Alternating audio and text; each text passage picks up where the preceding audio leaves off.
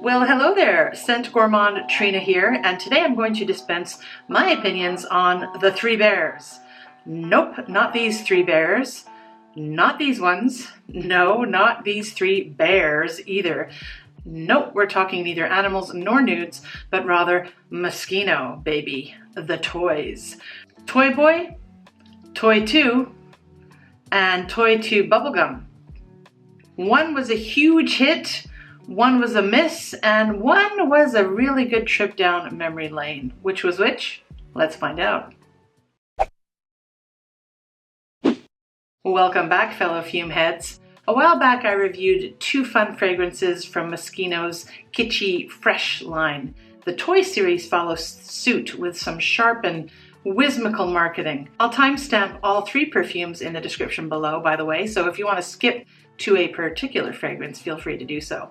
We'll start with Toy Boy, this one here, which came out in 2019, and this is actually the first one I bought. It was created by perfumer Yann Vasnier, whose past work includes some of my favorite Tom Fords, like Plum Japonais, Santal Blush, and Velvet Orchid. He's also done a few for Jo Malone, Marc Jacobs, and many others. The campaign makes use of lovely Brazilian model Jonah Burjack and is blatantly homoerotic, which is a refreshing change for a mainstream endeavor, I think.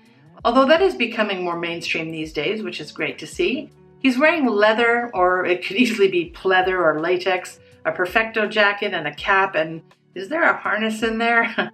There's a playful juxtaposition of this hot YMCA dude holding an opaque glass black teddy bear full of fragrance.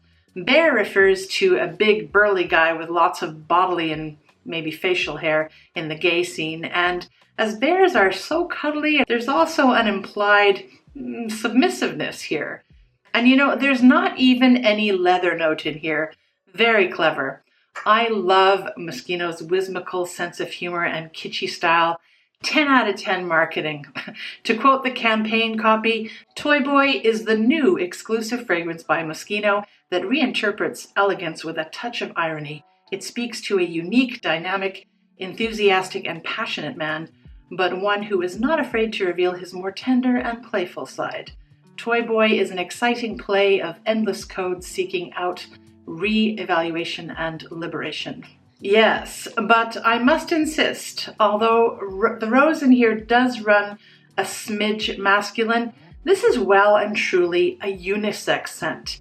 It's rare to find a non-Middle Eastern scent featuring rose which targets men, so this is different. And I must say, marketing aside, the fragrance does not disappoint. This might just be my most successful blind buy to date. Yeah.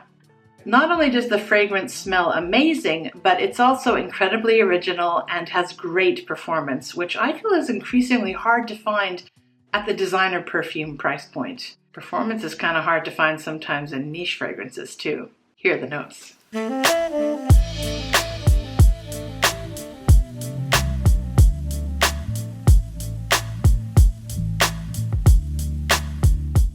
This is pear flesh paste buttered atop a bed of rose petals heavily sprinkled with pepper and then smeared out with the addition of cashmere, amber, and spices, making it all very mysterious, sexy, and enticing. The rose here is dead center and green, but pepper overshadows. There's a lot of pepper, giving it a dark and gothic personality. Perfect for romantic, bold, and brooding night lovers. I can picture a vampire happily wearing this, or maybe a punk rocker.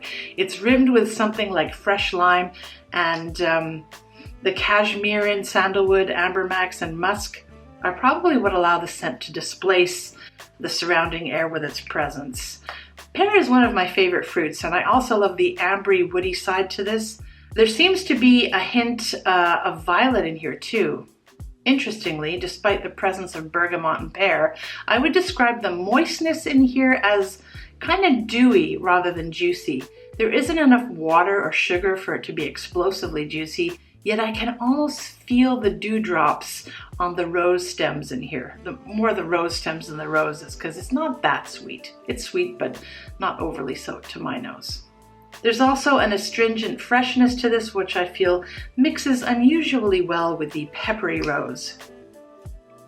It's not too sweet, not too heavy, not too loud, not too anything. It's well blended. The dark is offset by the brightness, and the pepper with elemi can turn delightfully incensey and even churchy. Honestly, this is a love for me. I'm leaning towards giving it 5 stars and even masterpiece status here, but maybe not quite. There is a slight soapy quality to it that holds me back. If you've been watching my channel, then you know that my vibe does not include the soapiness that often accompanies musk and roses. And apparently some people pick up a faint dillweed note lingering in the background here, but I don't personally get that.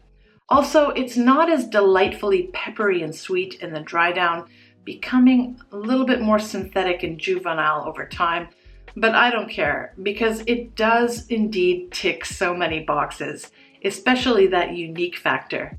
It's also versatile, multi-season, multi-occasion, multi-age, and multi-gender. Unless you've got a strong dislike for pepper and rose, this is a winner, a very inspired creation among the current pool of competitors in the same price range. I don't think the cute bottle particularly reflects the juice inside, but I also think this bottle is a choice that was made as intentional irony. Okay, maybe 4.5 stars then. I'm comfortable with that, especially in light of the performance and the price point. And it's almost empty actually, already. I'll be getting a bigger bottle soon. Now you can bet, because I love this fragrance so much, there are going to be haters out there. For some reason, many a polarizing scent tends to be popular with me. However, because this doesn't break the bank, I think you can still blind buy a smaller bottle of this and not want to kill me for hating it after listening to me ramble on about how great I think it is. I have to say that before I even sniffed this wonderfully quirky green and clean scent, the first thing I thought of when this came out was the Hyundai car commercial from 20 years or so back. I feel compelled to insert it here for you because it cracks me up. I won't play the soundtrack though because YouTube might get upset with me. I think the ad is cheeky, funny, and playful, and perfectly matches Moschino's intended vibe for this fragrance. I believe the commercial song with the lyric "Je suis un boy toy" was by Serge Gainsbourg's L'Un Amour. I'll link to it below. Now, Boy Toy here is not the first of its kind. The very first fragrance from Moschino was launched in 2014 in furry format. I'm talking about the bears here. And it's hard to find now, although I think I have found it on Mercari, but it's like $200, so I'm gonna hold back here. The glass bottle trend began in 2018 with this little guy, Toy 2. This was the third bear I bought to finish off my bear collection, but I'll talk about it now. The noses behind this floral fruity musk are perfumers Albert Morias and Fabrice Pellegrin, and this one is fresh, fruity, green, airy, musky, floral, and sweet. It doesn't perform half as well as Papa Bear, and there is no pepper. It targets the female market, and I agree that it's more feminine than Boy Toy, but it's still unisex to me. To be clear, the bears in today's trio bear little resemblance to each other DNA-wise. I feel there are 3 separate perfumes. No flankerization. Here are the notes.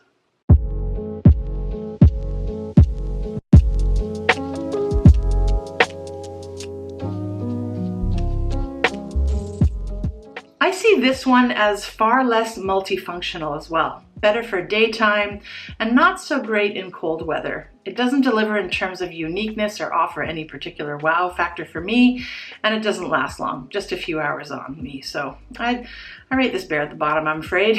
Does that mean it's bad? Well, I definitely won't be buying it again, but I'm sure there are people out there that love it. It's a spring, summer, fresh floral, and I don't feel it's particularly musky. I think it will disappear in cooler months though. This is a fresh, fruity, green, sweet floral scent, and it's very champagne-like. It sparkles. Yeah, it does remind me of an alcohol-free wine, actually, like a sparkling white grape drink. The peony gives you a light airiness and a lightness that's very non-offensive, and therefore it's an office-safe choice. And the apple lends that bright crispness that mixed with the florals is pleasant and welcoming and becomes more powdery over time. It's kind of laundry-like though, you know, clean, fresh, and brings to mind for me Maison Margiela's Lazy Sunday Morning. Because of the bottle, I see this as a teenager's first perfume. The choice of model is the face Devon Aoki, and she's got a juvenile look to her going on that further supports my view, although she too has some leathery stuff going on. Some, you know, there's got to be a little bit of naughty from Moschino, right? Yeah, but sorry, overall for me it's a tad generic and doesn't deliver. Now, the last in the set came out after my lovely Black Bear in 2021, and the perfumer for this one is Olivier Pecheux, who is the creator of 1 Million, which I recently reviewed on my channel. I'll link it up here somewhere. So that fact alone might give you a hint as to what this smells like. It's sweet and yummy AF. The astronaut theme campaign is shot by Jeremy Scott, who is the creative director at Moschino. And the model is Stella Maxwell with a decidedly 60s vibe. It's cute. Here are the notes.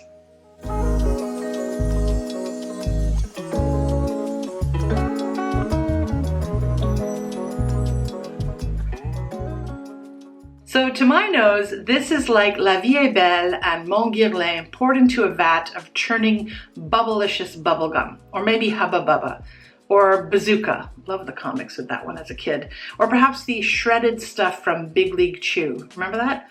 Is it still around today? Let me know. I don't know. But with this, 1 or 2 sprays and I feel like a kid again. It takes me right back. I love to spray this on my arm incessantly. I think I'll do that now. Oh. It reminds me of how I would used to cram like wads of bubble gum into my mouth and chew it, you know, with it drooling down my chin. Yes, I did that. And I could just sit and spray this and sniff all day and enjoy it. Obviously, if you don't like sweet, cloying, cavity-causing smells or bubble gum, this won't be for you. Although I don't think it's quite as sweet as it sounds. It's not as sweet as Aquilina's Pink Sugar. That's pretty hard to beat. The ambroxan in here airs out the sugar to some degree. It's very literal, so you're gonna smell like bubblegum, not perfume per se. And to me, that's not a bad thing. I find this very satiating. But I am indeed more likely to wear it at home just for myself. The candied bubblegum accord does fade after only 20 minutes, and maybe even less sometimes. And then it turns into a sweet generic floral cocktail of rose predominantly. So there is a, you know, there's an overlap of rose between the Black Bear and this guy. No pepper though. It does lead feminine, unsurprisingly, not that that matters. It's flavorful, juicy, warm, gourmand, almost chocolate-like on a couple of sniffs. It's amazing. Too bad it doesn't last though. It's unpretentious and photorealistic to me, a slightly peachy and cinnamon chewy carefree delight. I don't know how they got that bubblegum accord so accurate. The closest I've smelled is Healy's less mainstream bubblegum, but in that fragrance you have to sniff past the jasmine a little to get at the gum. I hear that Rebel has a fragrance also called bubblegum, which is more complex, more rubbery in texture and hyper real smelling, and also long lasting, but it does cost more. I haven't tried it yet, but now I want to. Apparently, I thought you needed jasmine somewhere to create a bubblegum accord, but rose and peach blossom are the only florals explicitly listed for this juice in this Pink Bear. Now, each in this trio of fragrances are available in 30, 50, and 100 Eau de Parfum Bear bottles. I have the smallest bottles, 30 ml, and you can bet that the next time I buy my black friend here, I'm getting the biggest one. The one thing I don't like about these kitschy bottles is that there's a fake cap on the bear's head. Maybe that's supposed to be give off the impression like maybe of a beret or a generic perfume bottle. I don't know, but I think it would have been cuter without this lid / hat on the top. But anyway, Boy Toy is a total winner. 10 out of 10. Love this stuff. This one is kind of a fail. So I'm not going to be repurchasing this. I might even sell it actually. And this bubblegum one I really enjoy, but it doesn't last long and it's not that practical. So there you go. But I would buy this again if I heard it was going to be discontinued and I didn't get around to trying the other bubblegum fragrances. And as for the black bear, I think this will probably be around for a while because it must be selling well, you know? Anyway, thanks for tuning in, my lovelies. Have you tried any of the bear fragrances, including the 2014 furry version? What do you think of them? Do the bottles affect your purchase decisions in a positive or negative way? I look forward to reading your comments, and I hope you enjoyed my take on the Moschino bears, and hope you enjoyed the video. And if you did, kindly like and subscribe. I'll see you in my next video. Bye-bye.